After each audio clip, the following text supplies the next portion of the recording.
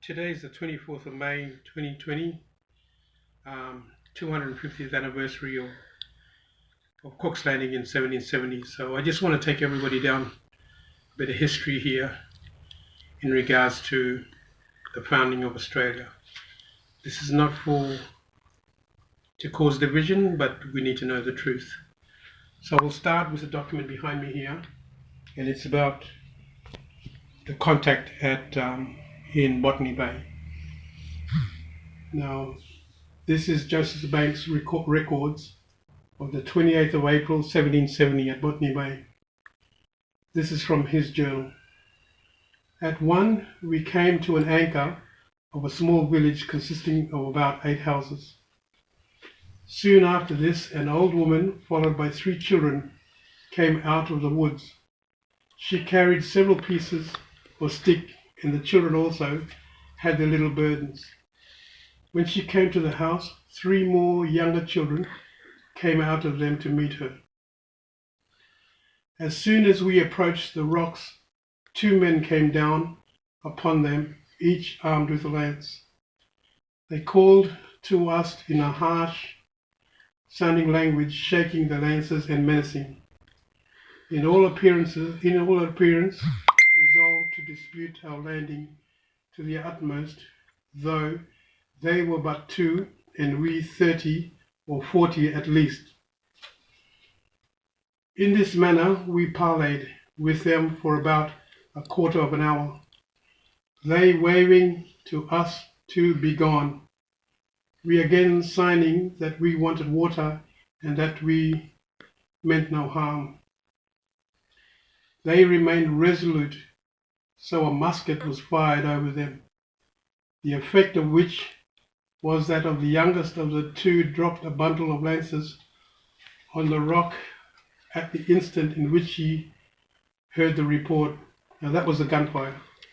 He, however, snatched them up again, and both renewed their threats and opposition.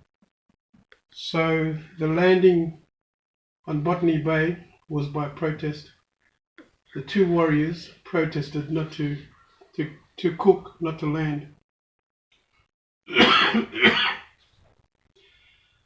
A musket loaded with small shot was now fired at the eldest of the 2, who was about 40 yards from the boat. It struck him in the legs, but he minded it very little. So another shot was immediately fired at him. On this he ran up the house about 100 yards distant, and soon returned with a shield. In the meantime, we had landed on the rock. He immediately threw a lance at us, but hurt nobody. 2 more muskets with small shot were then fired at them, on which the eldest threw 1 more lance and then ran away, as did the other. We went up to the houses, in one of which we found the children hid behind the shield and a piece of bark in one of the houses. We were conscious from the distance that the people had been from us when we fired that shot could have done them no material harm. We therefore resolved to leave the children on the spot without even opening their shelter. Now this document proves that Australia was taken by a gun force. It's Joseph Banks' own records. It was taken by force with muskets. And the landing, even though there was protest not to land at Botany Bay. And as you see, there was only 2 warriors there, an old lady and 6 children on the beach when they landed. So there was opposition from there. And we must remember that Australia was taken by force with a gun, pretty much a musket. Now this second one, there was a protest there. Now this is Lieutenant James Cook, 22nd of August 1770. Possession Island is in the Torres Straits. So this is dear to Torres Strait Islanders. Notwithstanding, I had in the name of His Majesty taken possession of several places upon this coast. I once more hoisted English colours, and in the name of His Majesty King George III took possession of the whole eastern coast from the above latitude down to this space by the name of New Wales, together with all the bays, harbours, river and islands situated upon the said coast. Now this is interesting, this part here. We saw upon all the adjacent lands and islands a great number of smokes, a certain sign they are inhabited, and we have daily seen smokes on every part of the coast we have lately been upon. This document is really important because in Cook's own diary, in his own journals, he's actually stated that he knew this land was inhabited. It's in his document, a certain sign that they are inhabited. So he lied. This wasn't terra nullius. He lied. He knew it. He's documented in his own words. Once again, I'll read that. We saw upon all the adjacent lands and islands a great number of smokes, a certain sign that they are inhabited. There it is. It's clear. Now these two documents you can find in their journals at the Canberra National Museum. So they're there. The other discrepancy about this, can you see up here? Mm-hmm. Okay, here we take note.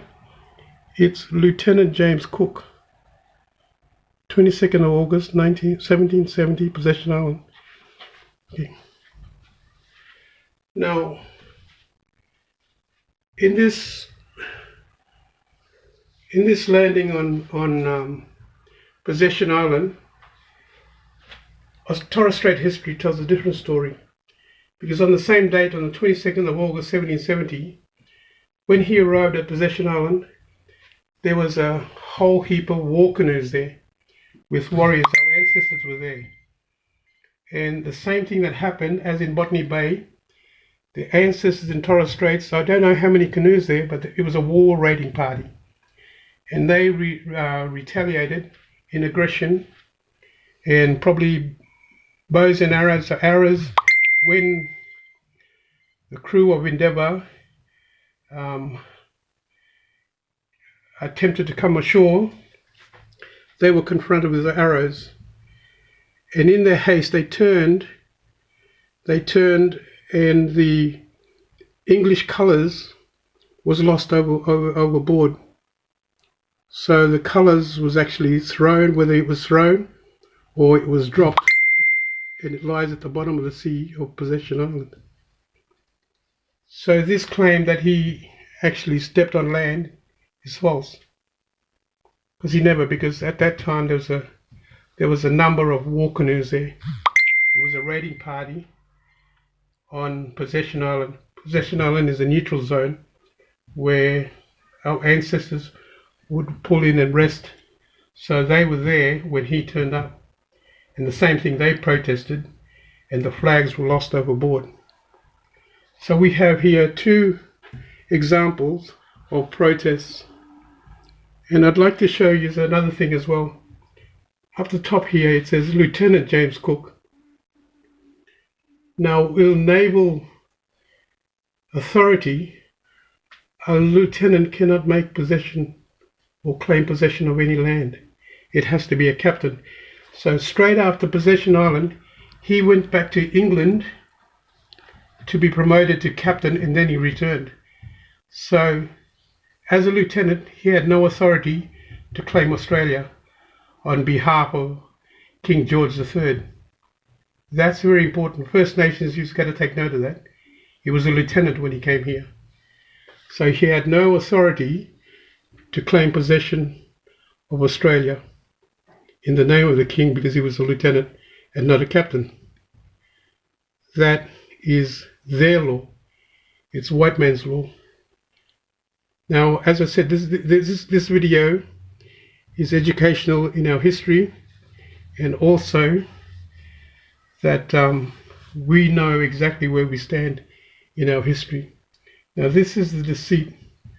So in two instances, the first one was by force to step onto Botany Bay, and the second one at Possession Island, he didn't even get there. He didn't step on land. The flag was lost overboard. All right, now nobody has probably read of this or knows about it. It's the New South Wales Constitution Act 1902, recognition of Aboriginal people. Now, this document is interesting. 1. Parliament, on behalf of the people of New South Wales, acknowledges and honours the Aboriginal people as the state's first people and nations. Take note of that, because this is 1902 is after Federation. So the Commonwealth Constitution of 1901, 1902, this act came into effect. It stands today. So they clearly state, Parliament, on behalf of the people of New South Wales, acknowledges and honours the Aboriginal people as the state's first people and nations. So it's there's the recognition. That was straight after Federation. Okay? And 2, Parliament, on behalf of the people of New South Wales, recognises that Aboriginal people as the traditional custodians and occupants of the land in New South Wales. This one as well. Now we've got to understand, we're the original people. We're not ab-original, we're the original people. So they have used trickery there. It's the wording. And traditional means one that has transferred their land. So the trickery is already in there. And in 2A it says, have a spiritual, social, cultural and economic relationship with their traditional lands and waters. And there we go again, traditional, someone that has transferred their land. So we've actually lost our land. It's in their document. This is not our document, that's theirs. And B, have made and continue to make a unique and lasting contribution to the identity of the state. This one here, identity. We know from our history we're flora and fauna. We just, in my language, you say, Gedirateir. Gedirateir means just a decoration for the state. So that's what we are. We're a decoration to them. That's our identity. We identify the state, each state, by as flora and fauna. So that's why when we have corroborees or dances and feasting, that's to decorate the state. It's not for ourselves. 3. Now this is where they've covered themselves. 3. Nothing in this section creates any legal right or liability or gives rise to or affects any civil cause of action or right to review an administrative action or affects the interpretation of any act or law in force in New South Wales. Now take note of that. The fathers that wrote this law covered themselves. We have no legal right. Aboriginal and Torres Strait people have no legal right or liability to actually challenge the Australian government, as we know. In that time, our old people didn't even understand English, and this law was written for them. They had no understanding of the English language or legal proceedings, but yet they've covered themselves in this Constitution Act 1902. Now, as I said, this is not to cause division amongst us. This is education of our history. So these three documents shows that there are grave injustices there. So, and we as a nation must move forward together and address these together, because the oppression, suppression is here with us now. And finally, Uncle Koiki, who is my peer, love him very much, this old man. And his words, it's not about your land or my land, it's about the people. That's what he said, and that's what it is today. It's nobody else, it's only us. We're the only ones that can correct the wrongs. And the first thing we have to do is find balance amongst ourselves before we start looking at anybody. Now, Uncle Koiki was the one, you see in my last video, I said, learn the white man's way. Learn the white man's way and beat them at their own game. That meant learning the government's tactics and beating them at their own game. That's what it was. It wasn't individual Australians, it was against the government. So our fight is not amongst ourselves. Our fight is not amongst ourselves, it's against the government. And we as a people need to unite and make sure that all the injustices are addressed and stand together strong in unity and fight the corruption. Thank you. God bless.